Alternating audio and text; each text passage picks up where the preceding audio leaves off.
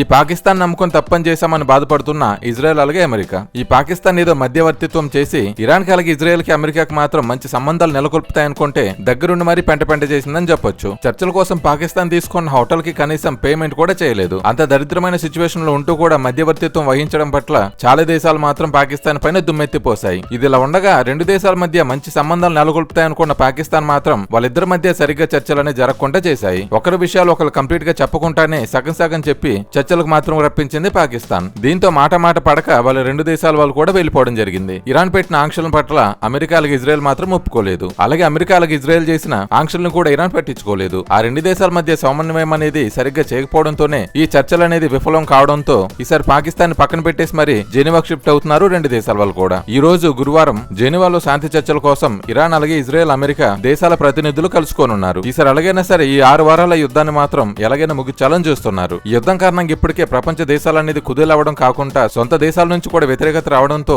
ఈ నిర్ణయానికి వస్తున్నట్లు తెలుస్తుంది. ఇరాన్ విధించిన ఆంక్షలు మాత్రం అమెరికా ఒప్పుకునే అవకాశం ఉంది. అలాగే అమెరికా అలాగే ఇజ్రాయెల్ కలిపి హర్ముజ్ జలసంధిని ఫ్రీ చేయాలని కోరుకుంటున్నాయి. ఈ రెండు గనక జరిగినట్లయితే యుద్ధం మాత్రం ఖచ్చితంగా ఆగే అవకాశం ఉంది. ఇదిలా ఉండగా హర్ముజ్ జలసంధిలో మాత్రం ఇరాన్ శత్రు దేశాల నౌకలు మాత్రం ఈ జలసంధి గుండా బయటికి వెళ్లకుండా ఉండాలని సముద్ర మైన్స్ ని ఏర్పాటు చేసింది. కానీ ఇప్పుడు సముద్ర మైన్స్ ఎక్కడున్నాయో ఇరాన్ కూడా అంత చిక్కటం లేదు. ఆ మైన్స్ అనేది తీసే క్రమంలో ఇరాన్ మాత్రం చాలా చిక్కులు ఎదుర్కొంటుందని చెప్పొచ్చు. సొంత షిప్పుల్నే పేల్చే అవకాశం ఉందని ఇరాన్ మాత్రం చాలా అదిగులుగా ఉంది. ఇప్పుడు ఈ మైన్స్ పెట్టడానికి ఎంత ఖర్చు అయిందో తెలియదు కానీ తీయడం మాత్రం దాని డబుల్ ఖర్చే అవకాశం ఉందని వార్తలు వస్తున్నాయి. ఈ చర్చలు గనక సఫలమైనట్లయితే మైన్స్ మాత్రం ఖచ్చితంగా బయట తీసే అవకాశం ఉంది ఇరాన్. దీంతో జెనీవాలో జరిగే శాంతి చర్చలపైన అందరి దృష్టి అనేది ఉంది. ఈ చర్చలు గనక సఫలమైనట్లయితే ప్రపంచ దేశాలు అన్ని కూడా ఊపిరి పీల్చుకుంటాయని చెప్పొచ్చు. ఎందుకంటే చమురు నిల్వలు అన్ని దేశాల్లో కూడా ముగిస్తూ వస్తున్నాయి. ఈ పరిస్థితుల్లో గనక యుద్ధం జరిగినట్లయితే ఖచ్చితంగా అన్ని దేశాలు కూడా తీవ్ర సంక్షోభం అనేది ఎదుర్కొంటుంది. మొత్తానికి మాత్రం ఈ చర్చలు సఫలం అవ్వాలని అలాగే యుద్ధం అనేది ఆగిపోవాలని కోరుకుందాం. వీడియో కనుక నచ్చినట్లయితే లైక్ చేయండి. మరిన్ని వీడియోస్ కోసం మన ఛానల్ ని సబ్స్క్రైబ్ చేసుకోండి. Thank you for watching.